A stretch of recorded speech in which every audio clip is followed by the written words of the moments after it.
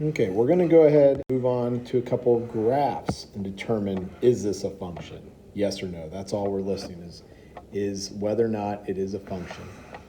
And then we're supposed to write how we decided. So you guys may remember this from Algebra 1, how you can see if it's a function is just by doing the vertical line test. We draw a vertical line, and anywhere we move that vertical line, it only intercepts the graph one place. So yes, it is a function, and we know that because of the vertical line test. Okay, as we move on to example 6, we draw a vertical line. You can see that we actually intersect the graph here and here. So is it a function? No. How do we know? Vertical line test. I'm lazy, I'm going to abbreviate. Okay, when we're looking for domain and range, we look from left to right, smallest value to largest. We also write our domain and range from left to right. Always left to right for domain. And then when we get to range, we're always going to go from bottom to the top.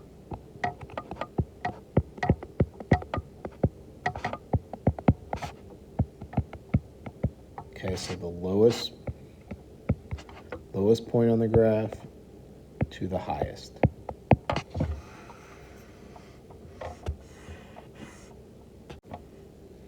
Okay, guys, so interval notation is just a way to write the domain and range, okay? To do this, we use parentheses, rounded parentheses, and squared off brackets.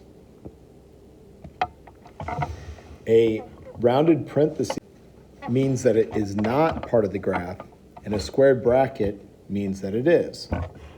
Sometimes we have two different separate parts of the domain and range, and when we do, we use what we call a union sign, which looks like a big U.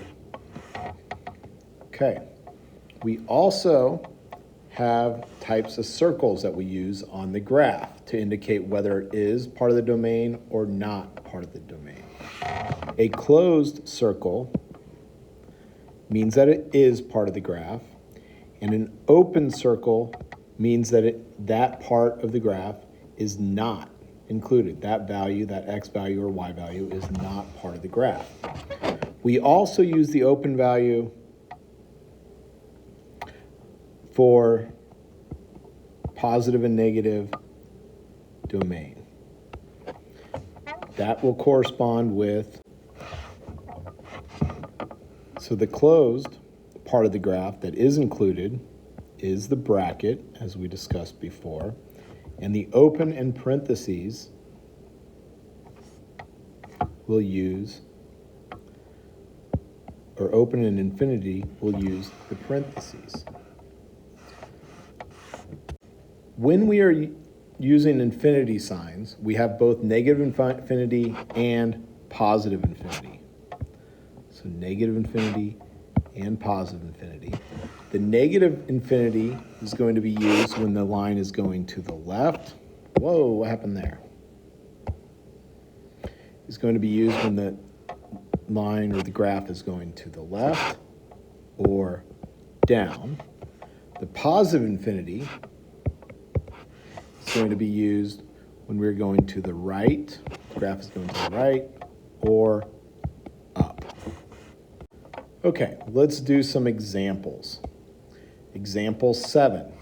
First part of this, it's asking us, is it a function? And I'm going to go ahead and name the type of function if we can.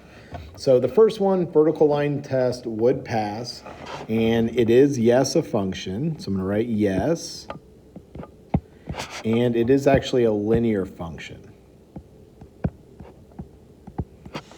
The domain, it never stops going left, it never stops going right. We always write domain from left to right. So I'm going to write left is negative infinity since it never stops, and to the right is infinity. both with parentheses, not the squared off bracket. Domain and range, a line never stops going down. So that would be negative infinity, and it never stops going up. So that would be infinity. Okay, I want you to note something. On the right side of the graph is where it's going down, and on the left side is where it's going up. A lot of people make mistakes when they list the range going from positive infinity to negative infinity because they're going left to right, like we're used to reading a book. But when we're writing the range, we need to make sure we're going from the lowest point to the highest point. That's why I went negative infinity to infinity. Okay, example 8. Is it a function? Yes, it is. It's actually a quadratic function. So yes again, and it's quadratic. We know that because it makes a parabola. We're familiar with those from Algebra 1. This graph never stops going left, never stops going right. So once again, it's negative infinity to infinity for the domain. The range, we're looking for the lowest point to the highest point. We do actually have a low point on the graph. This is the lowest value of y, right there at -1. It does actually touch the -1. So I'm going to use a squared off bracket because it is part of the graph, but -1 is my smallest y value. The graph then continues going up forever, which is infinity. Always the rounded parentheses around the infinity signs. Notice we had a square bracket on the left and a rounded parentheses on the right. You can mix the two. Just because you start with a bracket does not mean that you need to close with a bracket. Okay, example number 9. Is this a function? Yes, it is. This is actually an absolute value. Okay, what is the domain? Same thing. It never stops going left, never stops going right. Guys, if on a test you had to make a guess, you were taking the ACT and it was domain or range, or domain and range test, for domain, 90% of the time, it's going to be negative infinity to infinity. You can typically plug in any x values. That doesn't always hold. Some rational functions and some radical functions don't have unlimited domain and range. But for most of our functions, a good guess would be negative infinity to infinity. Just kind of a little hint. Okay, range, lowest value is 2. And then it never stops going up, infinity. So we have bracket and parentheses again. All right, the last one is a function. Again, passes the vertical line test. So yes, and it's a cubic actually. This is a polynomial.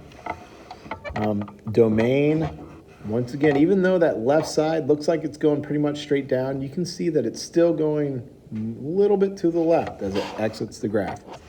And it's also going a little bit to the right as it exits at the top. So from left to right, once again, we're negative infinity to infinity. And then the range, lowest point to highest points. We do have what we call two relative mins and maxes here, but the absolutes are still going down and up.